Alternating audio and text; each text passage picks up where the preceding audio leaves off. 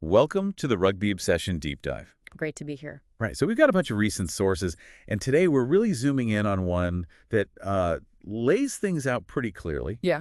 Who's been on fire in the rugby world, and maybe who's been a bit cold as ice. Yeah, it's a great format, actually. It helps cut through the noise, gives you that quick snapshot across different leagues, different competitions. Exactly. It's like you're fast-tracked to knowing what's really going on. Helps synthesize a lot of info. So we're going to unpack the key bits from this source together. And hey, if you find this kind of breakdown helpful, getting the main points, the context. That's the what of it all. Yeah, exactly. Then you should really subscribe to Rugby Obsession. It's the best way to get these deep dives regularly. Definitely. Okay, so where does the source start? It usually kicks off with the positives, right? It does. Section 1, they're on fire. Yeah. This is all about the good news stories, the teams, the players making positive headlines. Right. The successes, the big wins, the stuff that gets fans excited. And top of the list, we've got confirmed finalists for some huge competitions. Yeah. Premiership first. Yeah. Bath versus Leicester Tigers. Wow. Yeah, that has a real throwback feel, doesn't it? Like the 90s all over again. Totally. But the source adds some crucial context for now. For Bath, I mean, it's incredible they're chasing a treble. That's right. They've already got the Premiership Rugby Cup, the Challenge Cup. Winning the Premiership would be, well, historic for them. Unbelievable season if they pull it off. But then you look at Leicester. Huge motivation there, too. Sending off absolute legends, Michael Chicka, Ben Youngs, Dan Cole. Icons of the club. Exactly. They'll want that winner's medal for them, desperately. And both teams earned it, Bath beat Bristol Bears. And Leicester had a tough win against Sale Sharks. Okay, shifting to the URC, the finals also set there. Another massive clash, Leinster against the Bulls. And the big headline from the source. We will have a new champion this year. That adds some spice. It really does. The question the source poses is, can Leinster finally end that recent trophy drought they've had in the URC? They got past Glasgow Warriors. Showed some grit there. Definitely. But the Bulls, they look dominant against the Sharks in their semis. They're not just there to make up the numbers. They want to crash Leinster's party. And it's at Croke Park. Huge stage. Adds another layer, doesn't it? Massive occasion. For sure. Okay, let's head south. Super Rugby Pacific semifinals are locked in now, too. That format means 6 became 4 pretty quickly. Yeah, that knockout stage always ramps things up. So the semis are Crusaders versus the Blues and Chiefs against the Brumbies. Meaning the Reds and Hurricanes are out. Correct. And the source highlighted something quite significant. I thought the Blues beating the Chiefs. Right, the Chiefs finished top of the table. Exactly, but the Blues went and turned them over. That's a massive statement win, keeps their season alive, shows real form at the crucial time. Definitely want to watch. Now, coaching news, this sounds like a big one. Connacht bringing in Stuart Lancaster. Oh, yeah. That's described in the source as quite the coaching coup, and you can see why. Absolutely. A coach at his caliber. It's a huge statement of intent from Connacht, especially after what the source called a disappointing campaign last season, signals big ambition. And maybe Lancaster feels he has something to prove. The source kind of hints at that. Yeah, a point to prove is the phrase used. After his time in France, maybe coming back into this environment, it could be a really good match. Opportunity meets motivation. Interesting. And talking of great stories, Montauban? Promoted to the French top flight. First time since 2010. This is just brilliant, isn't it? What a story. The source really paints a picture of their journey. From nearly being relegated last season. Exactly. Fighting just to stay up last year. Then this season, finish 6th, go on this amazing winning streak through the playoffs. Boom, promotion. Incredible turnaround. They beat Grenoble 24-19 in that final game. And the source mentions this incredible try they scored, saying it sort of embodied their whole run. Flair, determination, just fantastic. Love stories like that. Okay, individual players shining too. Evan Roos added to the Springbok squad. Yeah, good news for him. And the source frames it interestingly, saying he can finally shed the label snub that some felt he got earlier. Right, when he was left out of that big squad. Cameron Hanekom's injury opened the door, unfortunately, for Hanekom, but it's a massive chance for Roos now. You just know he'll be fired up to impress. Definitely. And another big individual honor, Craig Casey, named Ireland captain for the upcoming games. Huge moment for him. The source notes he'll be the 112th player to captain the men's team. Wow, quite a history there. And he's one of the most experienced heads in what's described as a fresh-faced squad. 11 uncapped players in there. So his leadership will be vital. Absolutely crucial, yeah. guiding those new guys. Okay, nearly done with the on fire list. The source also mentions some recent URC award winners. Yeah, important to recognize those standouts. R.G. Snyman at Leinster Player of the Season. Seems like he's made a huge impact since moving there. He certainly has. And Massimo Brunello, the Zebra Parma coach, got Coach of the Season. Deserved. Well, look at their results mentioned in the source.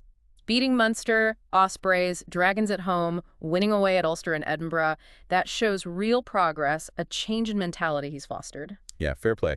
Okay, that's a lot of positivity. Yeah. The finals, Lancaster, Montauban's Rise, Roos, Casey, the award winners. Yeah. Anything particularly stand out to you from that list? It's hard to pick one. Maybe the Montauban story, just for the sheer drama of it. It is pretty special. And look, if you're listening and finding this level of detail useful for keeping up with everything, Then you know what to do. Subscribe to Rugby Obsession.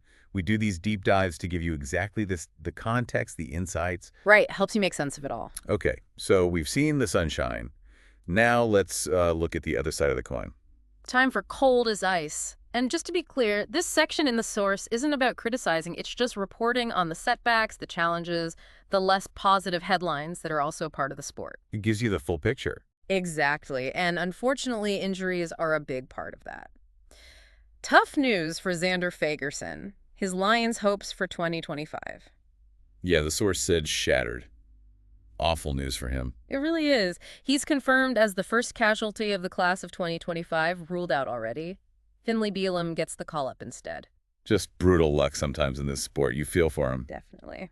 Hope he recovers well. And another injury concern mentioned Cameron Hanickum, seeing him on crutches after the Bulls' semifinal win. Yeah, that looked worrying. The source called it a tough sight and mentioned reports he needed morphine on the pitch. Oh, wow. With the URC final and maybe Bach duties coming up, everyone will just be hoping it's not as serious as it looked, as the source put it. Fingers crossed for him. Absolutely. Now, this next one it's a much more serious issue. Rieko Ioane speaking out about online abuse directed at his family. Yeah, this is really important. It's just grim, isn't it? The source highlights how unacceptable it is to bring family into it. Totally unacceptable. Ioane was really strong about it after a Super Rugby game. Quoted in the source, he basically said on Instagram, "Keep family and friends out of my comments. The game is for me, not them." Good for him for calling it out. Needs to stop. Absolutely. It's a vital message. Players shouldn't have to deal with that. Right. Okay, back to on-field stuff, but still in the cold category. La Rochelle missing the top 14 playoffs. Yeah, that's a big shock. The source notes it's the first time on Ronan O'Gara's watch. Quite a step. Their final loss at POW apparently summed up a dismal campaign. O'Gara didn't shy away from it, though. The source says he quickly blamed himself and talked about needing a rebuild. Shows how high the standards are and how tough that league is. No doubt. And another team crashing out unexpectedly, the Sharks in the URC. Yeah, that performance against the Bulls. The source called it error-ridden. The key points highlighted were a collective lack of ruthlessness and sound decision-making. That really cost them. Especially when the Bulls had yellow cards. Exactly. 3 yellows, including having 2 players off at the same time. Down to 13 men. And the Sharks just couldn't make it count. That tells a story, doesn't it? It really does. Okay, this next point is interesting. A critique from the source about structure. The Super Rugby playoff format. Yeah, the source seemed a bit confused or critical about it, specifically questioning if it rewards failure. What was the specific issue? The Chiefs. They lost their playoff game to the Blues. Right, we mentioned that Blues win earlier. But because the Chiefs finished top of the regular season table, they still got a home semifinal. Ah, see. So lose a knockout game, but still get home advantage next round. Exactly. It definitely sparks that debate, What's more important, season-long consistency or knockout performance? The source clearly leans towards questioning that outcome. Interesting point. Lastly on this list, Damien McKenzie. Yeah, this was framed in the source as being about a specific battle of the All Blacks 10s, where Beauden Barrett apparently came out on top. So McKenzie didn't play well. Not exactly. The source was careful to say McKenzie wasn't poor by any means, but the takeaway was that Barrett showed his class more in that particular game. And the implication. The source suggested it might just put Barrett slightly ahead in the pecking order for that All Blacks fly half jersey against France later on.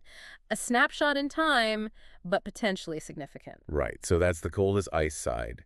Injuries, the horrible abuse issue, teams underperforming, that format debate, individual form, quite a mix there too. Any thoughts on what stands out most from that side?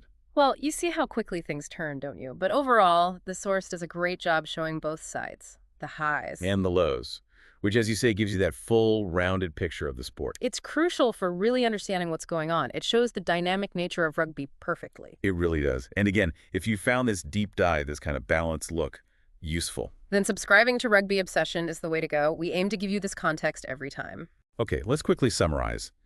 We've looked at the excitement building for the Premiership and URC finals, some brilliant stories like Montalban's promotion, key coaching moves like Lancaster to Connacht, individual honors for Roos and Casey. And then balance that with the tough side.